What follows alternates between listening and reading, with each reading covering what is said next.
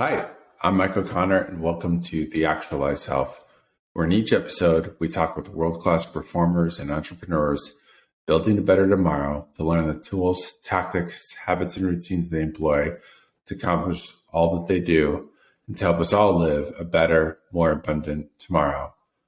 Now, the last part of that sentence can apply really exceptionally well to today's guest, Eric Jorgensen. Eric is probably best known for his book, The Almanack of Naval Ravikant. He's a very, very good writer, but he's also an early company investor and does some other really fascinating things in the podcasting space and the thought leadership spaces. And he's a great, great follow on Twitter. We get into some really, really cool stuff around leverage, around the process for writing, around how Eric thinks, and some of what he's really excited about with regards to tech trends and things he sees coming down the pike. He has some really cool book recommendations, and he provides just some really interesting, thoughtful analysis on why technology is such an awesome, democratizing, great force for humanity. I'm not doing this conversation justice at all, but please listen. I think you're going to really like it. As always, I would love to know your thoughts and feedback. Let me know how we can make this better and better suited for your needs. That said, please enjoy this wide-ranging conversation with Eric Jorgensen.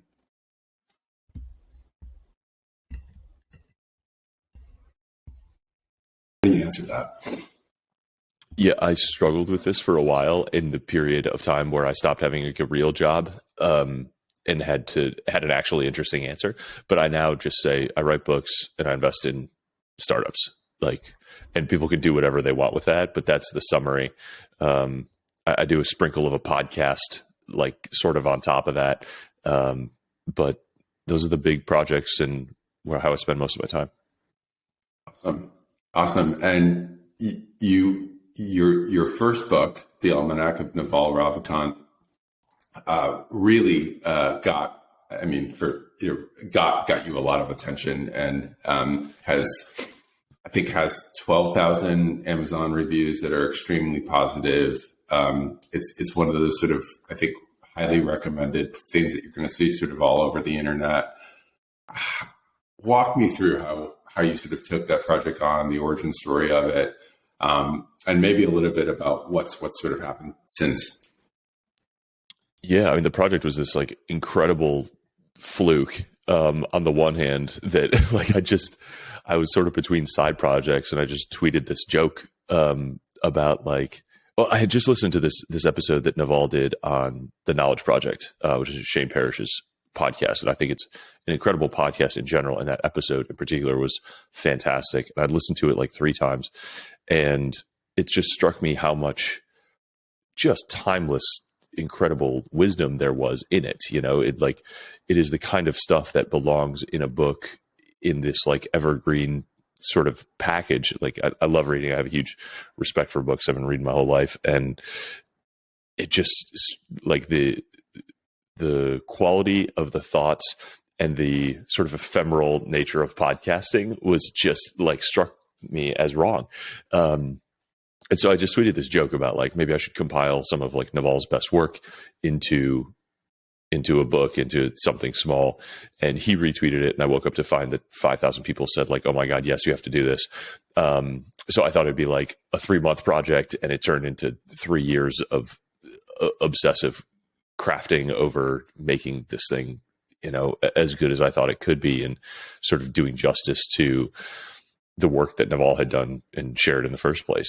And that was, so I self-published that 2020, sort of late 2020. And it's been incredibly well received. I get some really, really thoughtful, amazing DMs from people who've read it. I see it, shared on Instagram with sticky notes and flags on every page. And it's still, 3 years in, selling more than it did when it first launched, which to me is really the truest indication that it's something of quality that people are reading and enjoying and recommending to each other, or buying as gifts, or giving to siblings or friends or family members. It's like just blown me away, and been a real inspiration for sort of trying to continue to do that quality and that impact of work.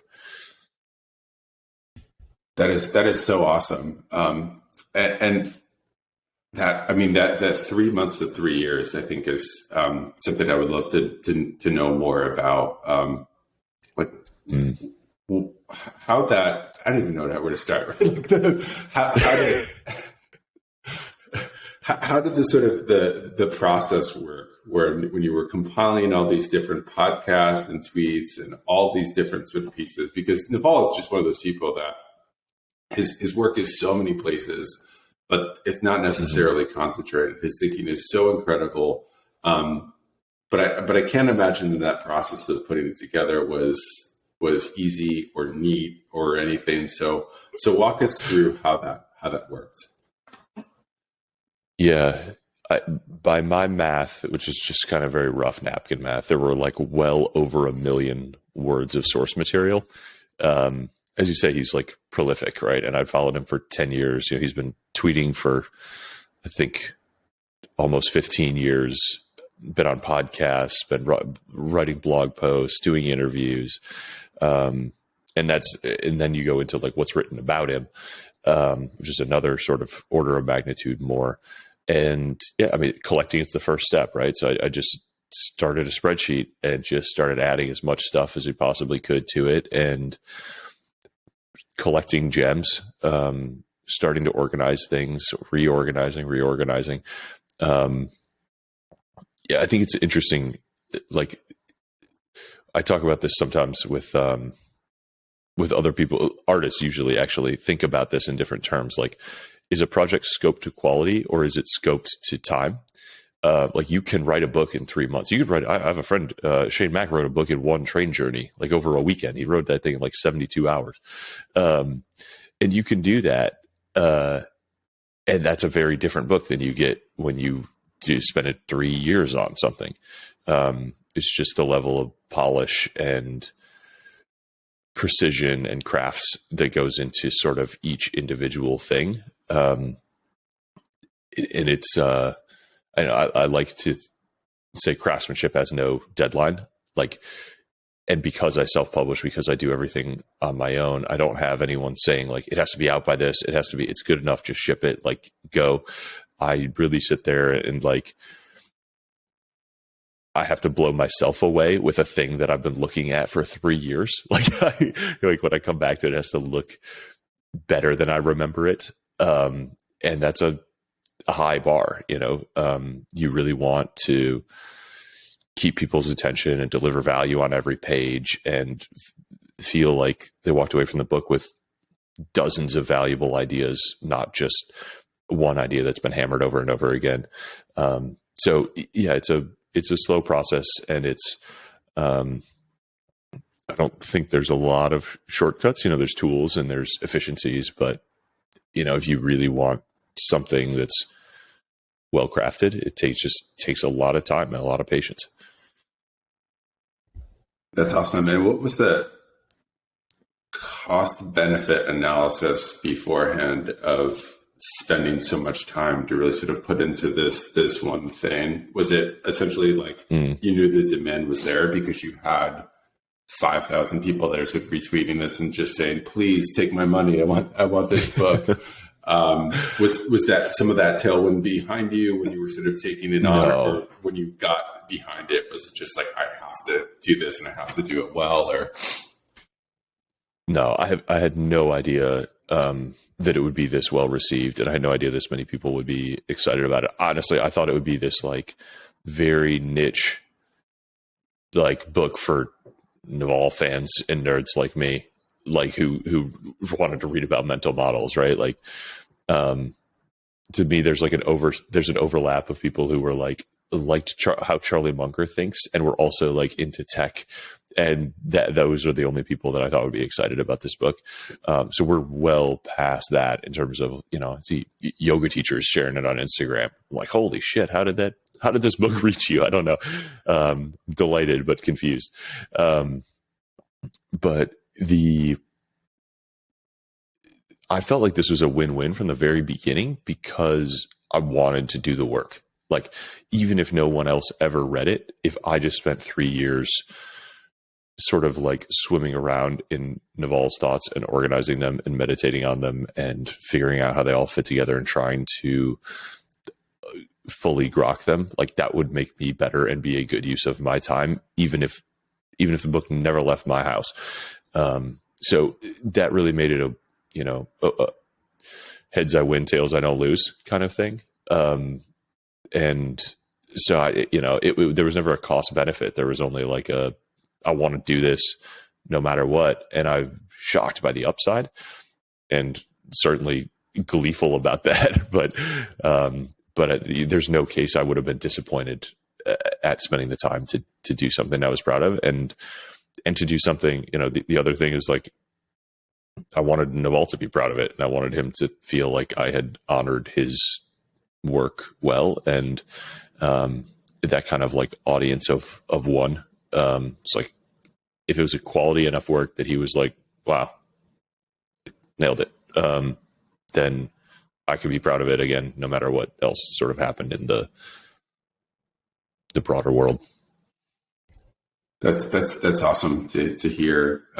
And what was the response initially, right? Because you worked so long on this thing. I'm sure there's a little bit of sort of like anxiety on the release date. But then I'm sure like things just don't occur right away, right? So like walk us through how has like your life changed or not since that happened and what's been like since 2020, since the release.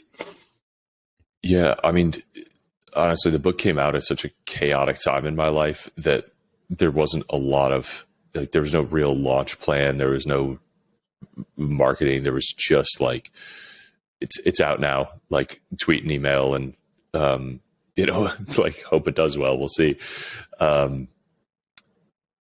It was honestly like kind of a mess, like internally, externally for like, but people loved it. There was people who had pre-ordered it and got it like delivered at midnight. And, I remember sort of the next day looking at the Amazon page and there was already 100 reviews and I was like prepared to like scrap my way to the first 50 reviews, and be like, you got to sort of get the ball rolling on that stuff. And like, it helps to have early start. And I was like, oh, wow. Like it has basically surprised me from day one, I think is sort of the response.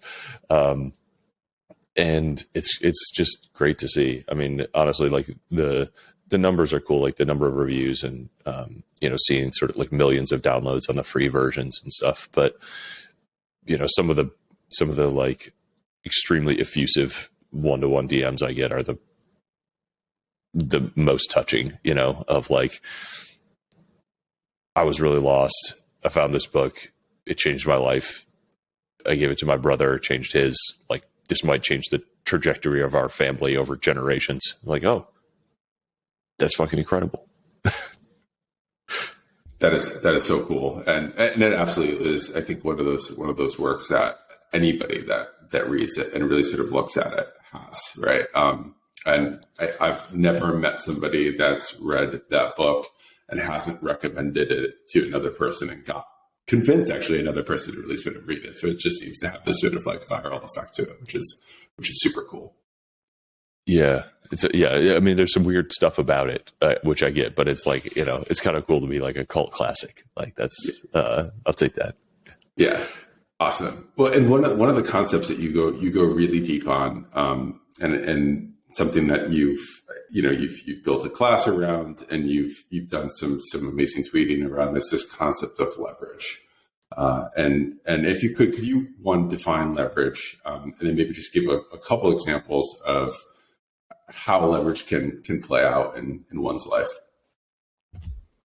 Yeah, this is something that Naval really, I mean, the concept of leverage is as old as time, but Naval did us a real favor by sort of like leveraging and labeling and reframing it sort of in the modern era. And that's something probably more than any other chapter or any other idea I get emails and tweets about from people who are like, where else can I read more about this? Like, I want to keep exploring this.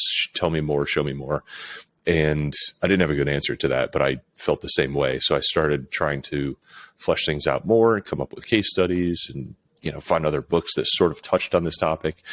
And sort of to give it like a brief summary, like you hear the word leverage a lot, usually sort of in like context of debt on Wall Street or like blackmail. Frankly, like there's a show called Leverage that's like about getting control over people, which is neither of those are what we mean here. We're talking about like the basic simple machine from physics, like, and it is a crazy thing. It's like kind of counterintuitive, but the math is such that like with, most people can't lift 2,000 pounds. No one on earth can lift 2,000 pounds. I think the world record deadlift is like 1,100 or 1,200, but with a 20-foot lever, specifically like a really long piece of wood or steel, you can lift 2,000 pounds. You can lift more than the strongest person who ever lived.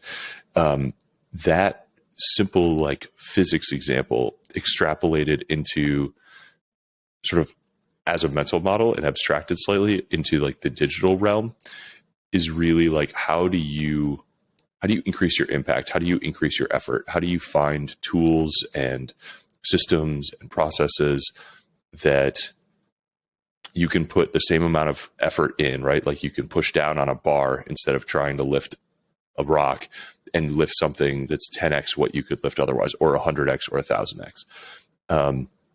And this mental model, once you sort of see it, explains some of the most incredible sort of outcomes or people or stories or careers that surround us all, that we talk about, that some people seem unfair, but to some people seem superhuman. It's really all leverage, right? And there's a bunch of different, we could talk through the different types and the different examples. But that's sort of the very foundation of it, is like leverage is a force multiplier. And through combination of tools, products, people, capital, there's a bunch of different levers you can use to increase your effort, increase your impact, and generally grow to an insane degree the amount that you as an individual can accomplish if you learn sort of the art of thinking in and manipulating, building, growing levers instead of just interacting with the rock directly. That's really, really well said. And can you walk us through how you've built this into your own life, right? I think that, the Almanack of Naval, I think is one incredible example, right? Where you write this masterpiece, and, since then, I think you've likely had different doors and things open and opportunities. But walk us through like how you think about building leverage, how you think about sort of adding it to your life, and maybe some of your methodology for really doing that. Yeah. So the book is a great example. It's one of the highest leverage things I've ever done. Though I didn't know it at the time, but it's hard not to sort of have that experience. It is a product. So like, just to give of the four types of leverage: tools, product, people, and capital. Like, it is a product. So it's a product of your mind that you spend time creating or capturing in some form that is scalable and replicable. And once you've created one of those, it's hard not to feel the tailwind of leverage, where you're like, I was asleep, I was in the hot tub, I was on vacation, and I still checked my phone, and we still sold 50 copies of a book today. And that's fucking incredible. And Amazon printed them and shipped them and took the money and paid me, and I didn't even think about it. I didn't even know it was happening. It's just going. And so that is an incredible feeling. And you're like, whoa, this is, for the first time in my life, I'm not trading time for money. I have already, I have crafted a thing that, and whether it sells 50 copies or 500 or 5,000 makes no difference to the amount of effort I had to put into it. So this is what, Jack Butcher says, like, build once, sell twice. And like, he talks about this all the time. He's got a little course on it. That's excellent. He's living some of these mental models incredibly well. Also, Jack did all the illustrations for the book, which are brilliant. There's another whole world of this, which is, or another whole category, which is around people. So another really high leverage thing that I did a little ways after the book came out was hire an EA, an executive assistant. So there's a sort of one person full time who works with me on whatever I need personally and professionally. They help me publish the podcast, manage rental properties, order groceries, book travel, like answer email, anything and everything that just sort of has to be done, but isn't always like the highest and best use of my time. Those are great. Hunting down all the automations you can, just systematizing everything as much as you can. Leverage has totally changed how I approach my career and my work decisions, right? So of all the sort of opportunities that come into me now, consulting, never. Like there is no hourly rate high enough to justify not having the time to put into my own projects, at least not one that anyone would reasonably pay. Speaking engagements, I do, and I almost always regret them because they are usually pretty low leverage in terms of like, you got to write a new talk for a specific thing. You got to travel. It's not always shared because sometimes they're trying to keep you in the thing. So like, even if it's a lot of money, like not usually a good use of time, but I will focus on a podcast because it's this uncapped ceiling. It can reach the whole world. It can reach through time. Started the early stage investment fund because capital is another like really important lever, right? And that can extend basically indefinitely. Was already investing in early stage companies. This lets us do that bigger, better, very similar motion, but now, we have a bunch of LPs and investors alongside us. And of course the podcast and the books help bring in interested LPs and interested founders. And so that's kind of an accelerant on everything. But it's a good ecosystem, and leverage is such a helpful mental model to sort of triage those opportunities and pick the ones that have the longest runway to compound and the most room to grow. And it almost always involves choosing the larger long-term option in favor of the more clear-cut, lower cap near-term option. And I feel really lucky to sort of have the opportunities and the temperament and the context to be able to make those decisions over and over and over again. And I'm confident that, over decades, that's going to really compound into something amazing. That is so incredibly helpful. And just the way that you're thinking about trading, how you're using your time, not trading your time, but only putting it into long-term opportunities or things that have that compounding effect. And I appreciate you diving deep on a few examples there. You had mentioned the fund, and I think this is maybe a fun place as somebody that is, interviewing these really incredible people and staying fairly close to a lot of tech trends and things that are happening. I would love to know just like what gets you excited? Like what are the opportunities or the macro trends or individual companies that for you it's just like, this is cool. This is really exciting. Yeah, I mean the stuff that I get most excited about is generally the craziest. Like there's a lot of companies we invested in that I'm kind of like nods, like, yes, that'll totally work. It's like, not super sexy, not crazy sci-fi, but like good, solid B2B SaaS. Like that's going to 100x and we're all going to make money and that's cool.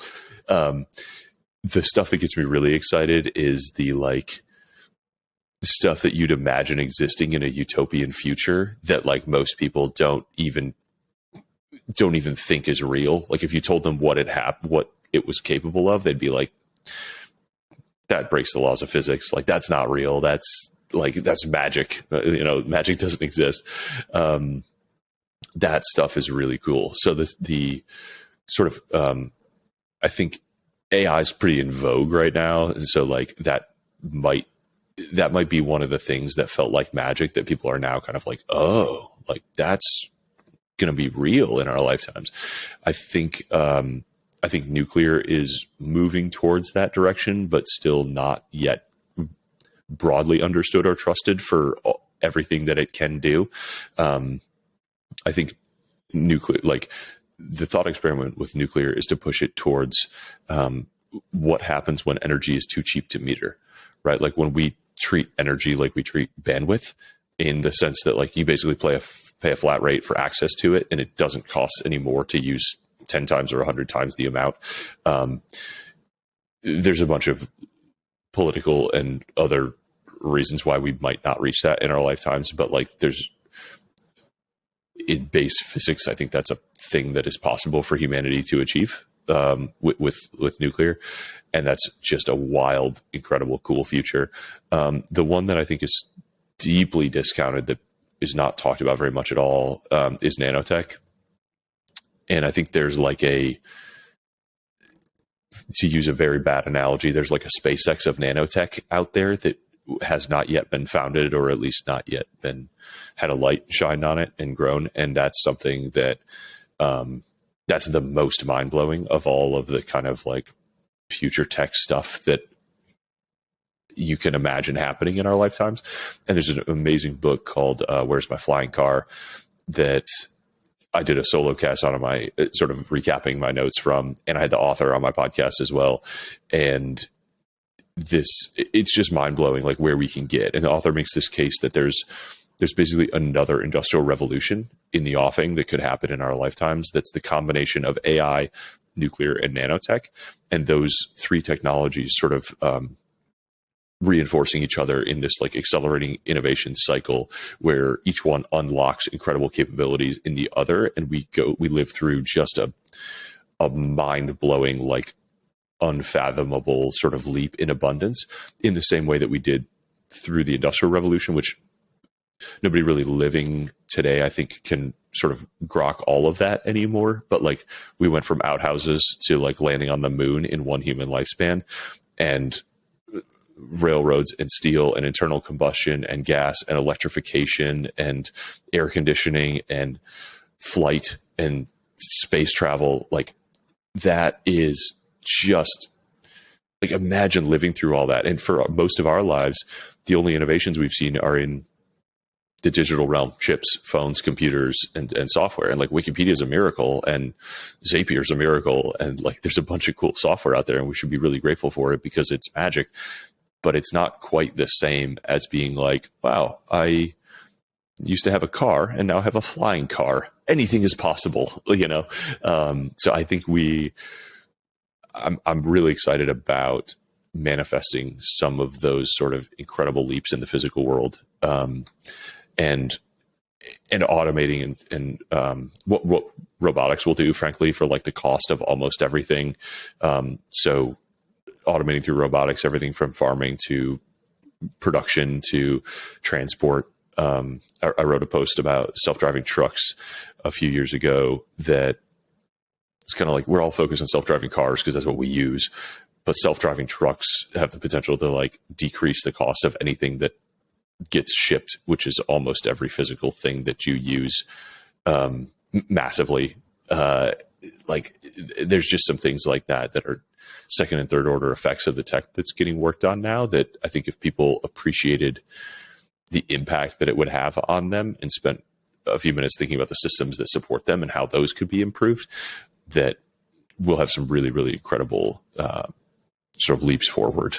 And, you know, I just wish more people in general appreciated the benefits of technology, and that's actually going to be a theme of sort of the next book that's coming out. So there'll be hopefully that'll help in that in that educational effort.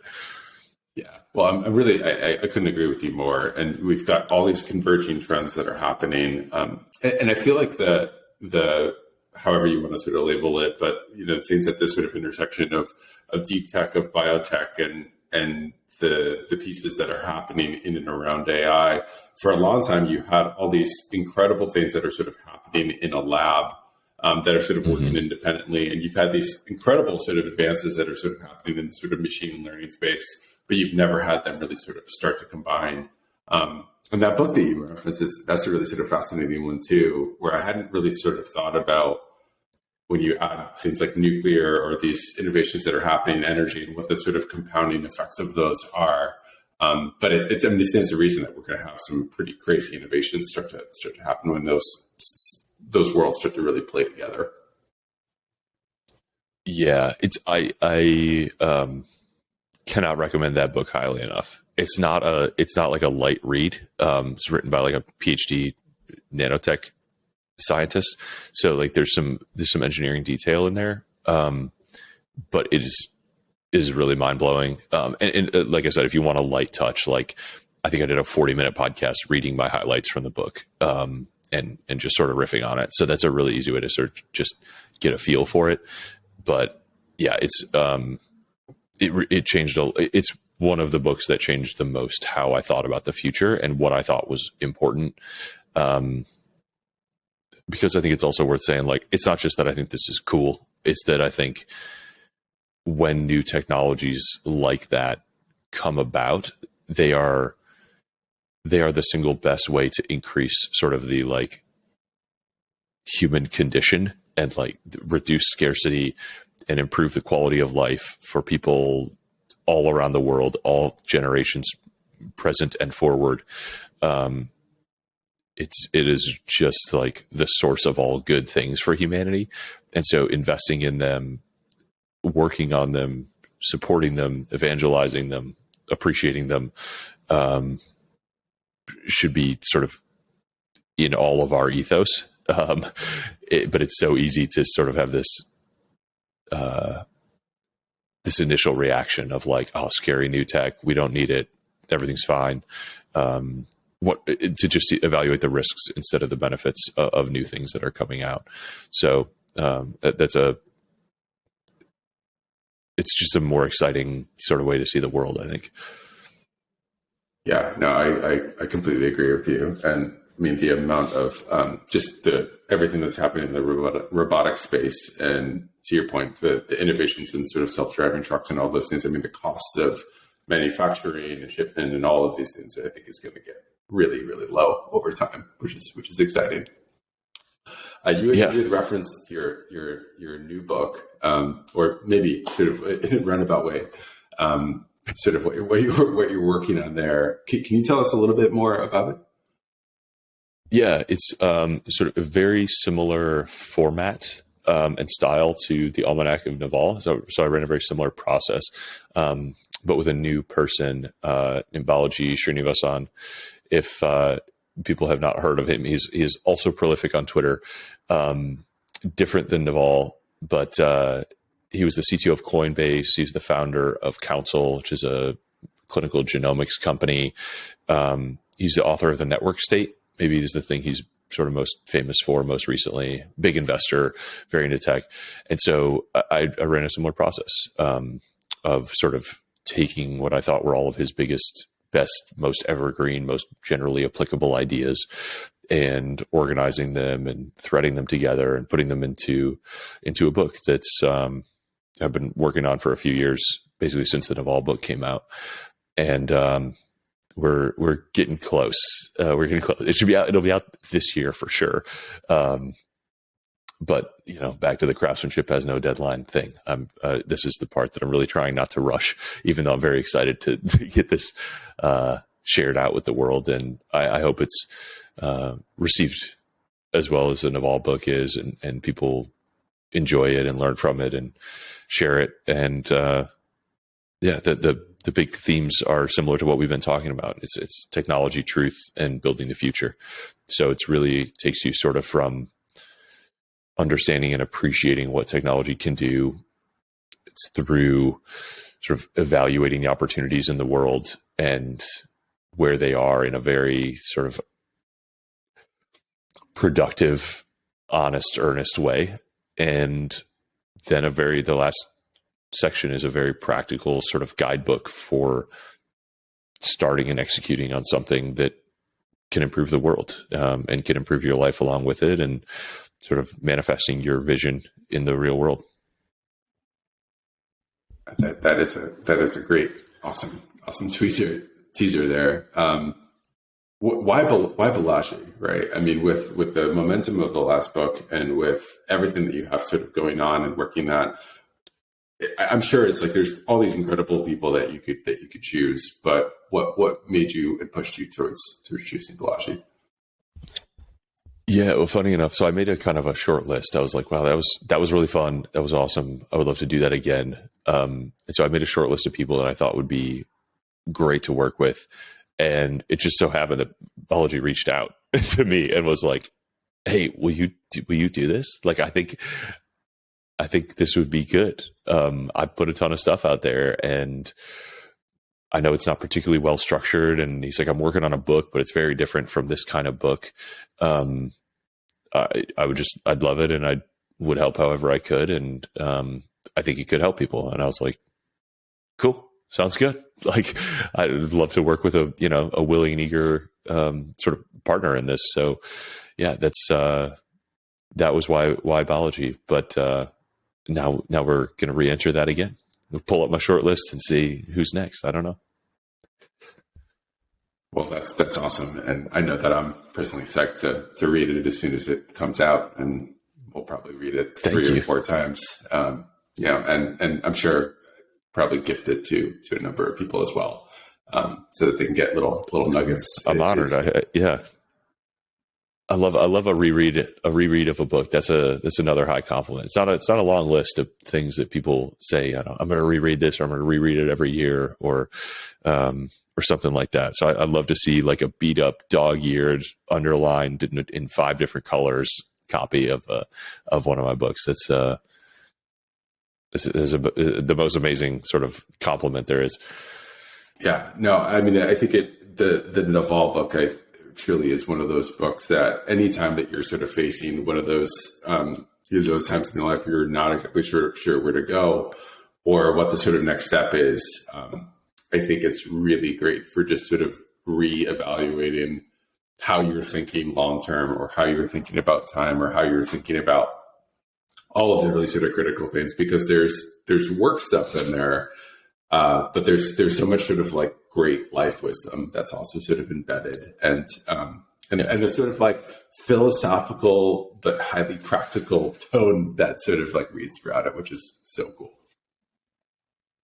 Yeah, yeah, I'm glad you think so. I like it a lot, and I had no idea how many other people would like it. But I feel the same way, which is why, like I said, I was so happy to do it, even if it was just for me. Yeah, very cool. Eric, where can people find out more about you? Everything that we talked about sort of stems out from ejorgensen.com. So you could go there and sign up for the newsletter. You'll get the podcast notes.